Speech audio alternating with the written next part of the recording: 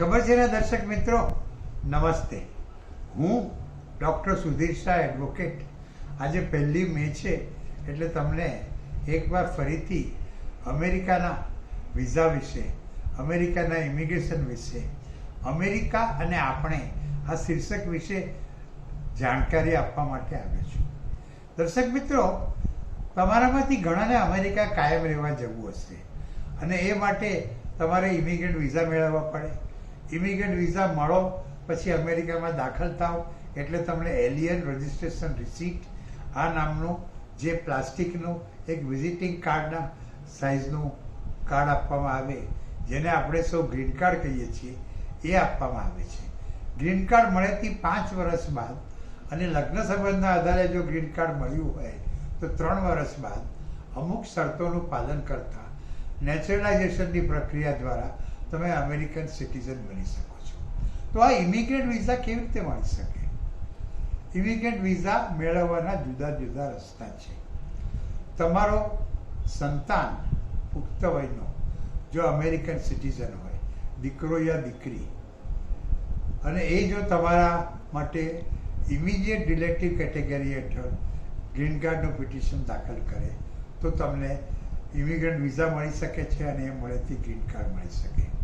તમારા પતિ યા પત્ની જો અમેરિકન સિટીઝન હોય તો એવો પણ તમારા માટે ઇમિડિયેટ રિલેટિવ કેટેગરી હેઠળ ઇમિગ્રન્ટ વિઝાનું પિટિશન દાખલ કરી શકે છે અને એ મળેથી અમેરિકામાં પ્રવેશ્યા બાદ તમને ગ્રીન કાર્ડ મળી શકે છે.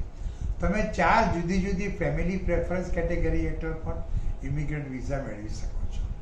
4 જુદી જુદી એમ્પ્લોયમેન્ટ બેઝ પ્રેફરન્સ કેટેગરી હેઠળ પણ ઇમિગ્રન્ટ વિઝા મેળવી શકો છો.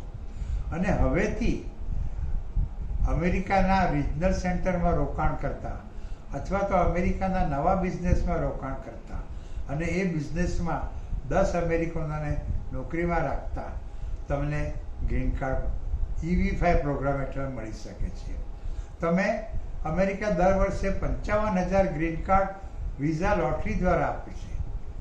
પણ જે દેશના લોકોએ છેલ્લા 2 વર્ષમાં સૌથી વધુ ગ્રીન કાર્ડ મેળવ્યા હોય એ લોકો આમાં ભાગ નથી લઈ શકતા.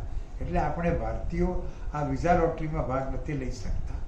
પણ જો તમારો જન્મ એવા દેશમાં થયો હોય જે દેશના લોકો વિઝા લોટરીમાં ભાગ લઈ શકે, અથવા તો તમે એવી વ્યક્તિ જોડે લગ્ન કર્યા હોય કે જેનો જન્મ એવા દેશમાં થયો હોય કે જે ગ્રીન કાર્ડ લોટરીમાં ભાગ લઈ શકે, તો તમે જન્મના આધારે કે લગ્નના આધારે ગ્રીન કાર્ડ લોટરીમાં ભાગ લઈ શકો છો. તમે અમેરિકાની મિલિટરીમાં જોડાઓ તો પણ તમને ગ્રીન કાર્ડ મળી શકે છે. અનેક વાર અમેરિકામાં ગેરકાયદેસર રહેતા લોકોને અમેરિકાની સરકાર માફી બક્ષે છે અને એમનેસ્ટી જાહેર કરે છે. આ એમનેસ્ટીનો લાભ લઈને પણ તમે ગ્રીન કાર્ડ મેળવી શકો છો. આમ જુદી જુદી રીતે તમે ગ્રીન કાર્ડ મેળવી શકો છો. ગ્રીન કાર્ડ મેળવીને અમેરિકામાં પ્રવેશો એટલે કે ઇમિગ્રન્ટ વિઝા મેળવીને તમે અમેરિકામાં પ્રવેશો એટલે તમને ગ્રીન કાર્ડ આપવામાં આવે છે. અને મેં તમને પહેલાં જણાવ્યું એ પ્રમાણે 5 વર્ષ પછી અને લગ્ન સંબંધના આધારે જો ઇમિગ્રન્ટ વિઝા મેળવ્યા હોય તો 3 વર્ષ પછી તમે નેચરલાઇઝેશનની પ્રક્રિયા દ્વારા અમેરિકન સિટીઝન બનવાની અરજી કરી શકો છો. આ 5 યા 3 વર્ષના સમય દરમિયાન અડધો સમય એટલે કે 2.5 વર્ષ અને 1.5 વર્ષ તમારે અમેરિકામાં રહ્યા હોવું જોઈએ. અને કોઈ પણ વાર એક સાથે લગાડ 6 મહિનાથી વધુ અમેરિકાની બહાર રહ્યા હોવું ન જોઈએ. આ ઉપરાંત અમેરિકન સિટીઝન બનવા માટે નેચરલાઇઝેશનની અરજી કરવા માટે તમને અંગ્રેજી ભાષા આવડવી જોઈએ, તો એની પરીક્ષા આપવાની રહે છે. અમેરિકા વિશે સામાન્ય જ્ઞાન હોવું જોઈએ, તો એની પણ પરીક્ષા આપવાની રહે છે. પણ અમુક સંજોગોમાં અમુક લોકોને આ 2 પરીક્ષાઓમાંથી માફી પણ મળી શકે છે.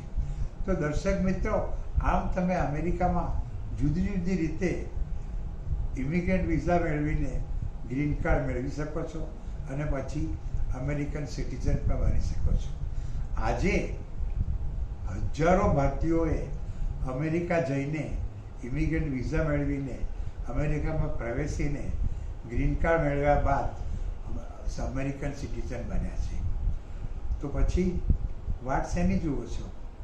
તમારે જો અમેરિકન સિટીઝન બનવું હોય અને સિટીઝન ના બનવું હોય, ફક્ત ગ્રીન કાર્ડ જોઈતું હોય, તો પણ આમ જુદી જુદી રીતે તમે અમેરિકાનું ઇમિગ્રન્ટ વિઝા મેળવી શકો છો અને અમેરિકામાં પ્રવેશ્યા બાદ ગ્રીન કાર્ડ મેળવી શકો છો.